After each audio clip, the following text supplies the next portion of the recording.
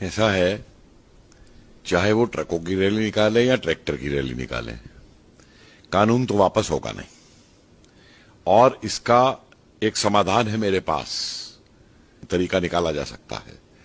और वो तरीका है, सरकार ये स्पष्ट रूप से कह दे कि ये बिल वापस नहीं होगा, ये कानून वापस नहीं होगा, लेकिन, और ये बहुत महत्वपूर्ण है, लेकिन जो राज्य सरकारें इसको नहीं लागू करना चाहती वो ना लागू करें। ठीक है?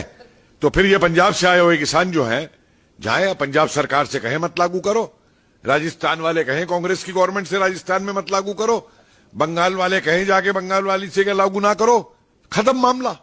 कि संविधान कानून वापस नहीं होगा, राज्य सरकारों की मर्जी है वो इसको लागू करे या ना करें, बात खत्म हो गई, इनकी मांग पूरी हो गई। अपने अपने राज्य में जाकर के करवा लें अपनी अपनी सरकारों से, मत लागू करो इनको। किस बात का आंदोलन? फिर ये तमाशा बन गया है एक आंदोलन का कि खुद तो राहुल गांधी पिकनिक मनाने और न्यू ईयर ईव मनाने इटली चला जाता है और वहां से जाके कह रहा है कि यहां किसान ठंड में लड़ रहे हैं। अरे अगर तू नेता था असली किसानों का तो मैं देखता ये खुद बैठता किसानों के साथ धरने पे आकर के इतने दिन तक। अगर ये नेतागिरी अपनी उसकी करना चाहता है कांग्रेस की, राष्ट्रीय आंदोलन के दिन इस तरीके से बैठा जाता था भूख हड़ताल पे और हड़ताल पे बैठता, आधे दिन भी रह सकता है भूख हड़ताल पे, खुद इटली में बैठ करके पिज्जा खा रहा है। वही ममता 1-1 रुपए का आलू खरीद रही है किसानों से, बांग्लादेश स्मगल कराती है, 40 रुपए किलो कलकत्ता में भिजवाती है, सारे उसके बिचौलिए हैं उसकी पार्टी के। और ये जो साहब मैं बात कर रहा हूं आपको, ये जो बैठे हुए हैं ये आड़ती हैं, ये जो बैठे हुए हैं ये वो धनी किसान हैं जिनके पास 100-100, 200 एकड़ जमीन है। किसान वो होता है जो खुद खेती करता है अपना, और वो किसान आज भी खेती कर रहा है, अपनी फसल उगा रहा है, और सरकार ने जो सहूलियतें दी हैं उन सहूलियतों को लेकर चल रहा है।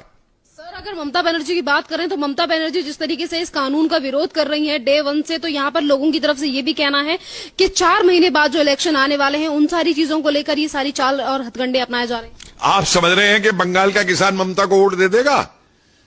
जिस किसान का वो शोषण करती है, जिस किसान तक आज तक उसने कृषि योजनाएं जो और किसानों की दी वो नहीं पहुंचने दी केंद्र सरकार की।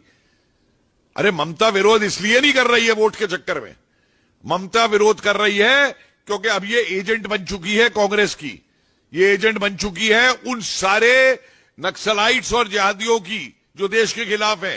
ये देश की खिलाफत की वजह से विरोध कर रही है, अपनी सत्ता के लिए विरोध कर रही है। ये किसान के कोई पक्ष में नहीं है, ये बिचौलिए खत्म करे जाएं, किसान को उसकी कीमत पूरी मिली जाए, ये चीज ये किसान के खिलाफ है।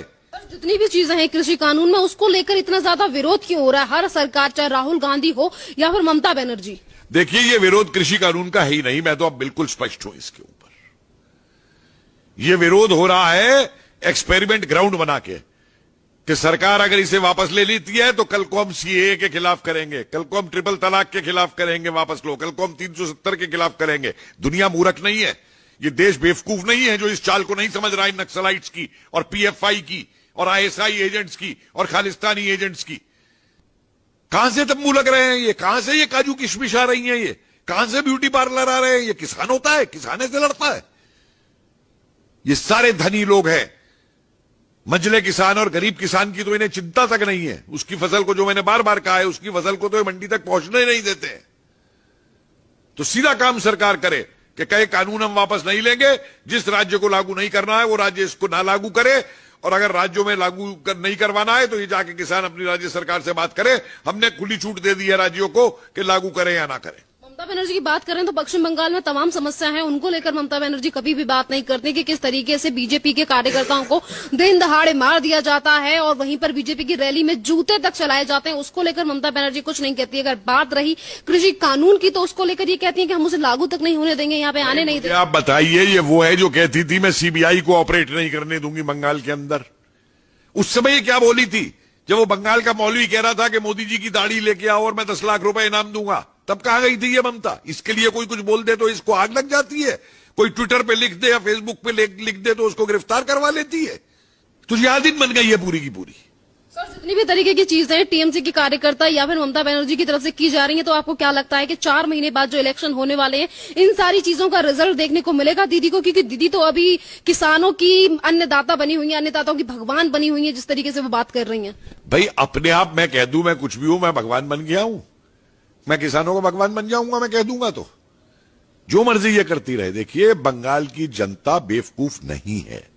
बंगाल की जनता एक बहुत ही जागरूक जनता है बंगाल की। मत भूलिए कि बंगाल ने राष्ट्रवादी आंदोलन को, अंग्रेजों के खिलाफ संघर्ष को किस तरीके से बंगाल ने जो है नेतृत्व प्रदान किया था, चाहे वो क्रांतिकारी रहे हो और चाहे वो देशबंधु चित्तरंजन दास रहे हो और चाहे वो नेताजी सुभाष चंद्र बोस रहे हो और चाहे वो श्यामा प्रसाद मुखर्जी रहे हो।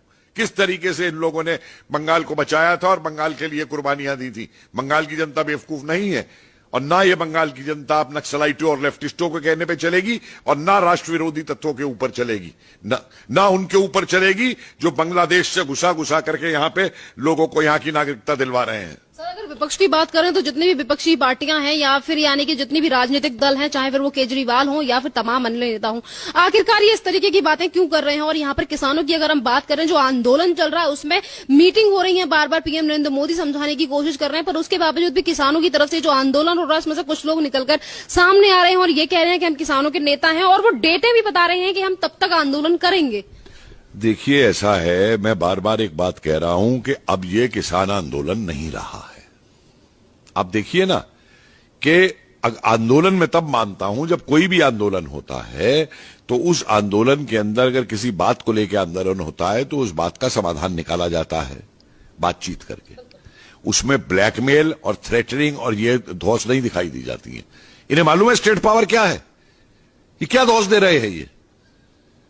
और जिस दिन सरकार ये बात कर देगी जो मैं कह रहा हूं, तो आप देखिए ये जितने असली किसान हैं वो यहां नहीं रहेगा। अगर कुछ है भी तो इनमें वो नहीं रहेगा यहां पे, और यहां पे रह जाएंगे सिर्फ देशद्रोही वाले जो बैठे हुए हैं। और इनको इसके ऊपर जो सरकार डंडा चलाएगी, इनका इलाज देखिएगा क्या होगा। ये योगेंद्र यादव किसान नेता है, ये प्रशांत भूषण किसान नेता है, वो मेधा पाटकर किसान नेता है, वो जो शाहीन बाग वाली वहां पे जाके बोली वो किसान नेता है।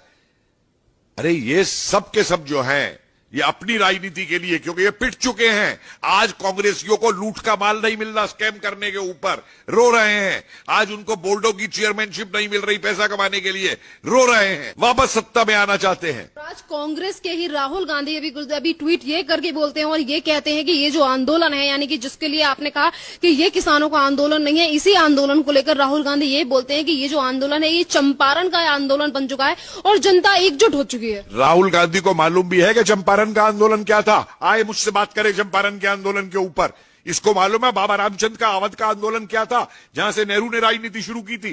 इसको मालूम है मोतीलाल तेजावत का आंदोलन क्या था उदयपुर के अंदर। इसको मालूम है सीताराम राजू का आंदोलन क्या था आंध्रा के अंदर। इसको मालूम है स्वामी स्वयजानंद सरस्वती का आंदोलन क्या था, किसान का आंदोलन।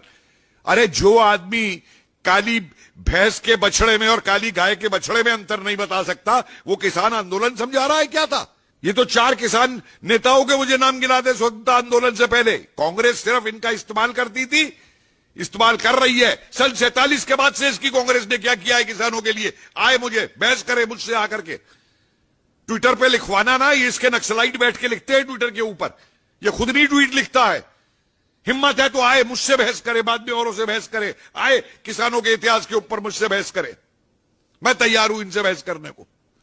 धन्यवाद साहब।